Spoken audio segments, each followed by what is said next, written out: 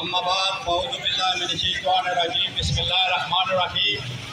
سب سے پہلے میں تینوں انجمن تاجرہ چکسواری حمید آباد، پریس کلب، سول سوسائٹی، تمام جماعتوں کے سیاسی کارکنوں کا شکریہ ادا کرتا ہوں کہ وہ اپنی ذات کے لیے یہاں پر تشریف لائے۔ اس میں کوئی شک نہیں کہ میرپور بار ایسوسی ایشن نے چند دن پہلے سول سوسائٹی اور سیاسی کارکنوں کا ایک اجتماع میرپور میں منعقد کیا اور ان کے سامنے اپنی گزارشات رکھی کہ بجلی کے جو بل اس دفعہ آئے ہیں یہ ناانصافی کی بنیاد پر نہیں، زیادتی کی بنیاد پر نہیں، بلکہ گورنمنٹ آزاد کشمیر میں اور خصوصاً محکمہ برقیات کے کرتا دھرتا نے بدماشی کی بنیاد پر میرپور ڈویژن، مظفر آباد ڈویژن اور پنچ ڈویژن میں بھیجے ہیں۔ دنیا کے اندر کوئی اصول موجود نہیں ہے کہ جو بجلی یا کوئی چیز آپ زیادہ استعمال کرتے ہیں اور اس کا بل بڑھ جاتا ہے، بلکہ دنیا کے اندر اصول موجود ہے کہ جو آپ چیز زیادہ استعمال کرتے ہیں اس کے ریٹ نیچے آتے ہیں۔ مگر ہمیں ایسے حکمران بدبخت ملے ہیں، ان کی ایک مثال آپ کو دینا چاہتا ہوں کہ کل مجھے ایڈمنسٹریشن کی طرف سے ایک فون کال آتی ہے اور مجھے کہا جاتا ہے کہ آپ 4 منسٹر ہیں میرپور۔ پاکستان کے کانسٹیٹیوشن کے مطابق پہلا رائٹ اس علاقے کا ان کے لوگوں کا بنتا ہے جہاں پہ کوئی چیز پیدا ہوتی ہے۔ ہمیں جنرل سیلز ٹیکس نہیں دیا جاتا، 17 کھرب روپے پاکستان کے بقایا جاتے، ہمیں منگلا ڈیم کی رائلٹی نہیں دی جاتی، جبکہ کے پی کے میں جو رائلٹی ہے وہ ان کو 12 ارب روپے سالانہ دی جاتی ہے۔ تو ہم نے یہ جنگ قانونی بھی لڑنی ہے، آئینی بھی لڑنی ہے، سڑکوں پر بھی آپ کی مدد سے لڑنی ہے۔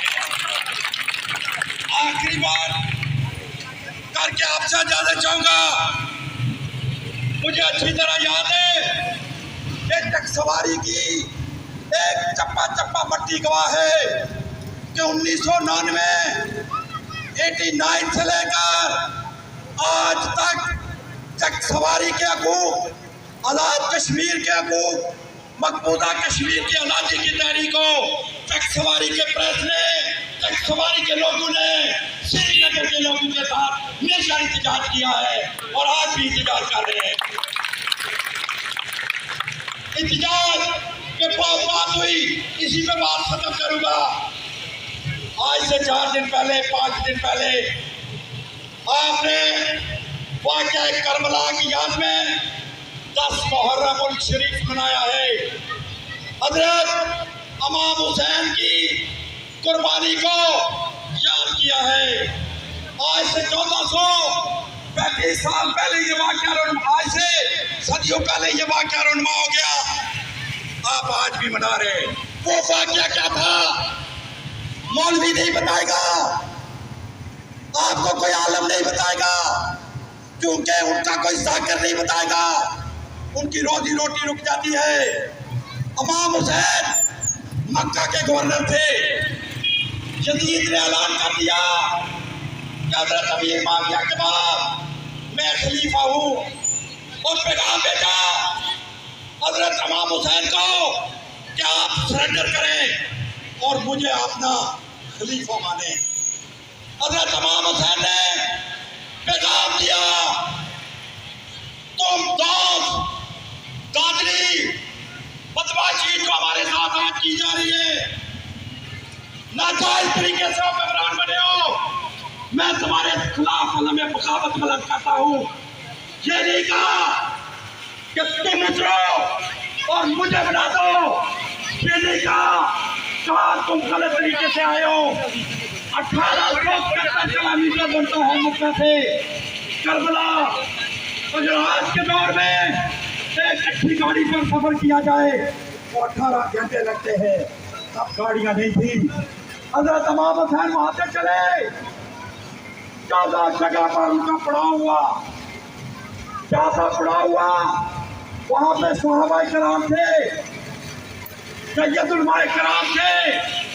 उन्होंने हजरत इमाम हुसैन को कहा आप कूफे ना जाए, कूफे वालों की जुबान और खत आपके साथ है, कूफे वालों की तलवार यजीद के साथ है, आपके साथ जुल्मों का ज्यादती होगी।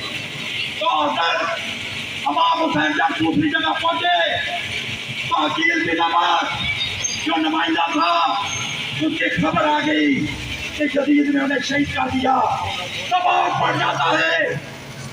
मैं सदके जाऊं नवाज़े रसूल पे जिन्होंने हमें वो सबक दिया जिसकी वजह से मैं आज यहाँ खड़ा हूँ। आप खड़े हैं, किसी पर बात खत्म करूंगा।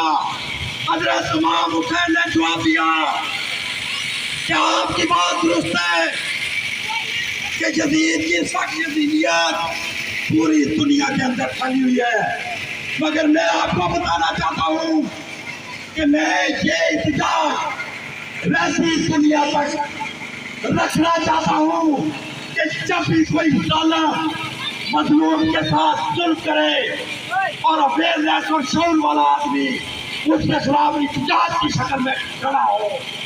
हज़रत इमाम हुसैन ने अपने पत्थर को आजाद लोगों के साथ जाम शहादत नोश करवाया और हमें ये पैगाम देंगे कि उस नीयत का गंदा रखना है तो वक्त के जदीदों के खिलाफ खड़ा होना है।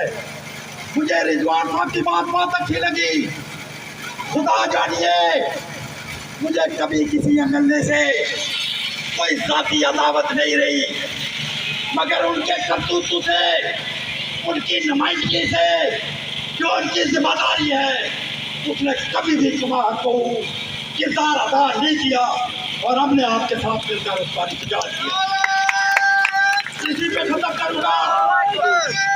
आप जिस जमात के साथ आपका तल्लक है, आपका जिस जमात के साथ तल्लक है, आप मुकद्दम है, मेरा भी किसी न किसी जमात के साथ तल्लक है।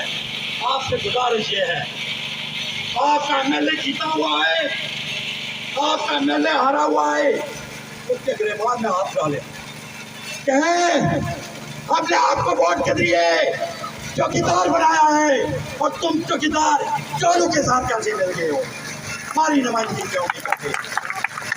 सब दोस्तों का शुक्रिया। आइंदा का लाए अमल जिस तरह ने मैंने बताया आगे बढ़ता रहेगा। हम आपके साथ और आप हमारे साथ इसी तरह चलते रहेंगे। Thank you very much.